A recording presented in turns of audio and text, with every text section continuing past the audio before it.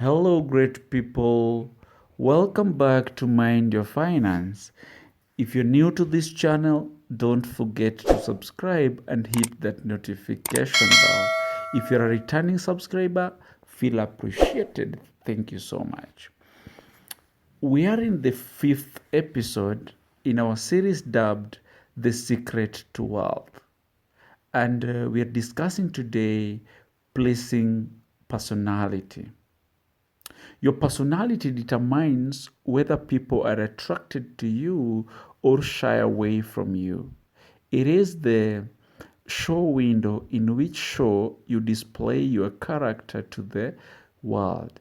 And it is one thing which distinguishes you from other human beings. It is your trademark by which your people recognizes you, and it is the thing that determines your success or failure in selling yourself through life. Therefore, you should see your personality just as others see it, so you may improve it where it needs improvement. Your personality consists of more than 30 different factors, traits, and characteristics. Every trait that goes into your personality is under your control, and you can improve it so that it will be what you want it to be. Here are some of the most important traits. The first one is mental attitude. This is the trait with which you attract people to you and call them to like or repel them to dislike you. Your mental attitude must be positive if you attract people to you. You may wonder, how do other people know whether your mental attitude is positive or negative, you may ask. Well, the answer is by telepathy, without you saying a word or making a move. Other ways one can tell whether your mental attitude is negative or positive is by tone of your voice, whether it is pleasing or harsh by the expression of your face, whether it is soft and pleasing or harsh and scolding, by the courtesy and consideration you show other people or lack of these. So it's clear that there is no escape from revealing to others the exact nature of your personality. Next important trait consists of your flexibility of your mental attitude or lack of it.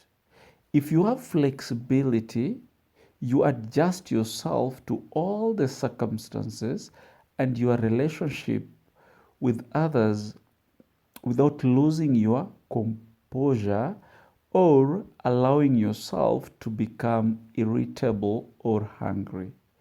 If you have flexibility of your mental attitude, it will be impossible for anyone to make you hungry or to irritate you without your consent or cooperation. You cannot control the actions of other people, obviously, which may justify you becoming irritated by them.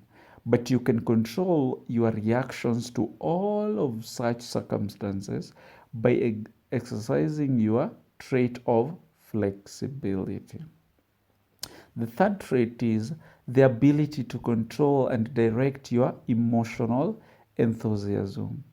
Enthusiasm is one of the means by which you can give zeal to your words, but you must be able to turn it on and off at will, as definitely as you can turn on and off water at the tap. Uncontrolled enthusiasm often make people boresome. It also may open wide the window to one's mind through which other people may enter and influence one in ways it does not wish to be influenced. The fourth trait, which is the last but not the least, sincerity of purpose.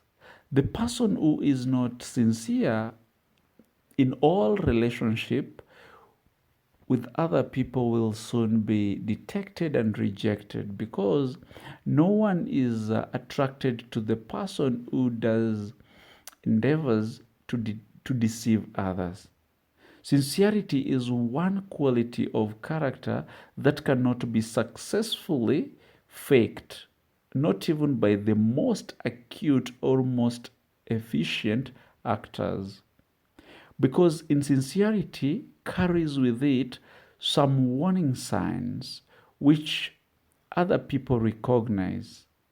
There are more than 26 other traits which I'll not mention today, but let's focus on common habits which destroy pleasing personality.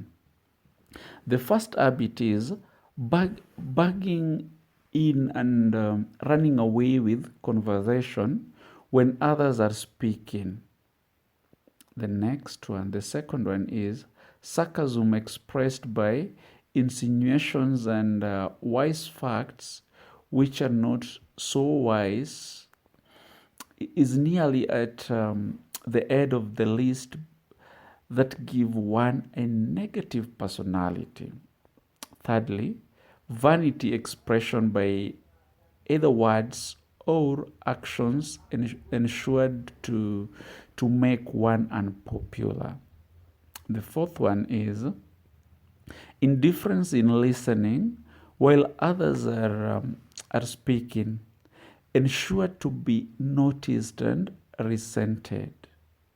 It is more proper to be a good listener than to be a good talker, because one is always have to learn something by listening to others, but never learn anything by hearing himself talk. The fifth one is the attempt to flatter where flattery is obviously not deserved will bring quick resentment from others. Also, it will put them on notice if they are wise and they flatten something perhaps they cannot get. So if you're flatting on something you cannot get, it can also put you on notice. Now the sixth one, the habit of finding fault with the world at large and people in general is never a popular habit, and it is not part of a pleasing personality. It is far better to direct conversations to the circumstances and things which are right than to complain those of those one of those one believes to be wrong. So don't complain about these things which you believe to be wrong, but you can focus on some good positive things.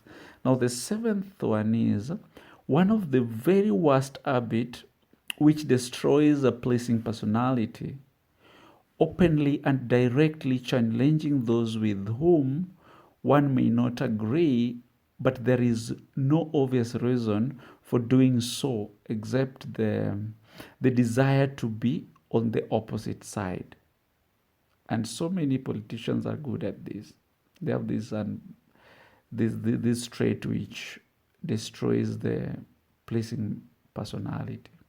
The eighth one, the habit of volunteering unsolicitedly advice to others who have not requested it, can make one an intolerable bore. A free advice you least consider to worth just what it cost, which is nothing but the patient with which to listen to it.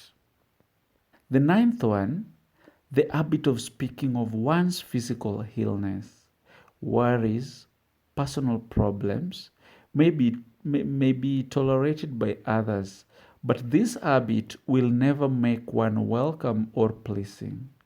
If you wish to make yourself welcome in your relationship with others, then manage to talk about things which interest and concern those to whom you are speaking. And you'll never be bosom to that person whom you're speaking of himself. And the things that interest him, a truth almighty salesman understand and respect.